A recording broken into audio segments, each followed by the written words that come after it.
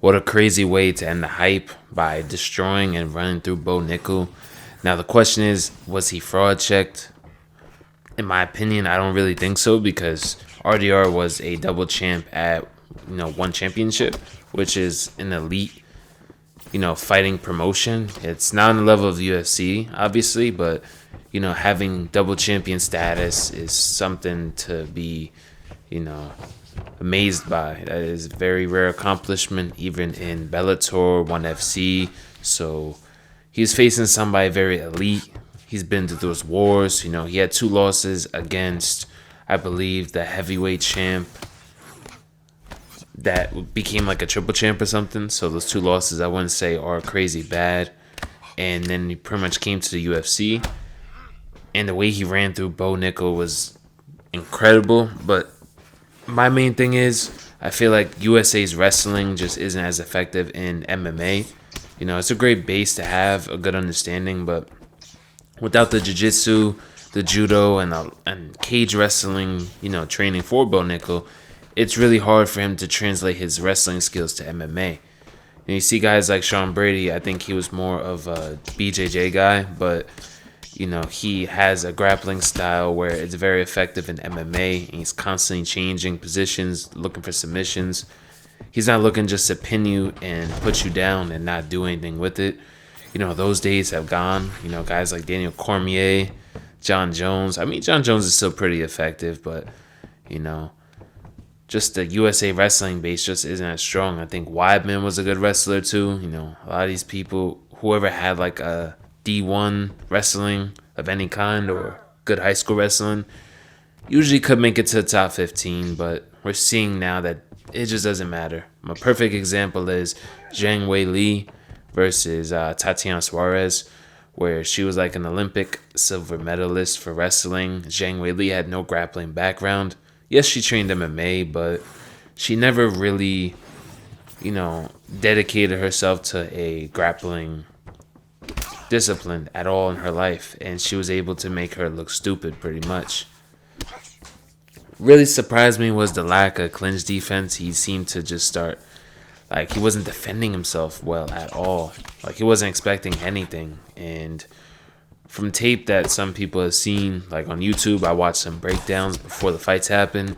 De Ritter has some nasty knees in the clinch. That's something that Bo Nickal's team should have been preparing him for and drilling in that camp, to protect himself and maybe not engage in the clinch, as much. But, he kept engaging there, trying to get takedowns, and he kept getting knee to the body.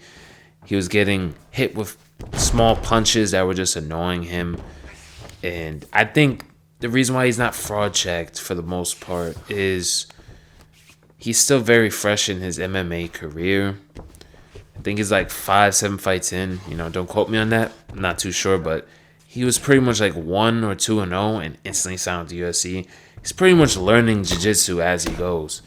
I think he's only like a blue belt right now, so it's going to take a little bit for him to really develop his wrestling into MMA.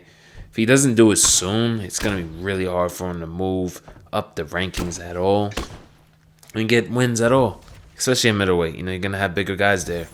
If you don't have the skill to pull it off, and you can't just manipulate their bodies with pure strength. He was supposed to make 176 or offer to do that in a grappling competition. So, a YouTuber named MMA was wondering why doesn't he just cut down to 170? He might not be strong and big enough for middleweight in this current age.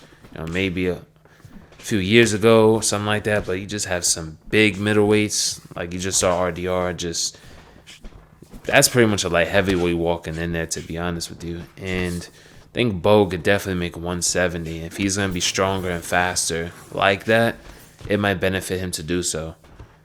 But, of course, most importantly, what do you guys think? Do you guys think he was fraud checked? Let me know in the comments down below. I'm going to pin a comment, see what you guys think. But I was really hoping to see him wrestle a bit. They've hyped him up with this NCAA wrestling so much now.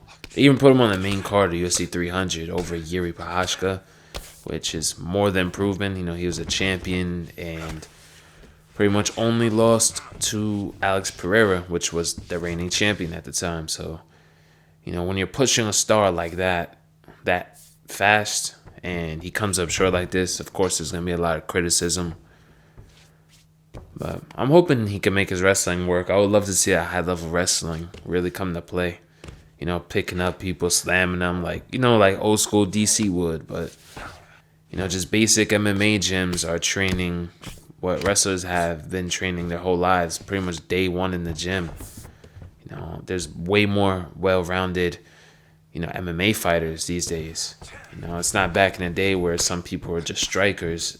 Almost everybody's well-rounded these days.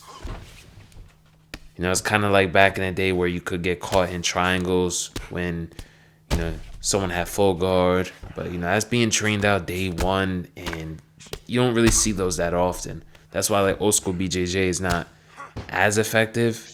Guys like Sean Brady is a perfect example.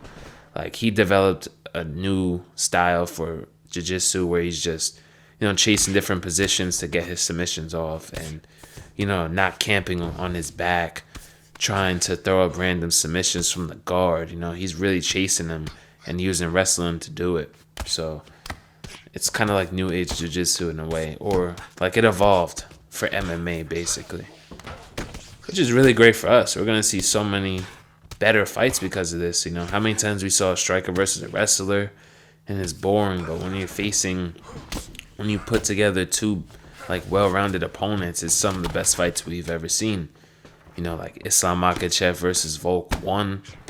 That was so competitive and really fun to watch. Maybe not to the casual's eye, but that was definitely one of my favorite fights for sure.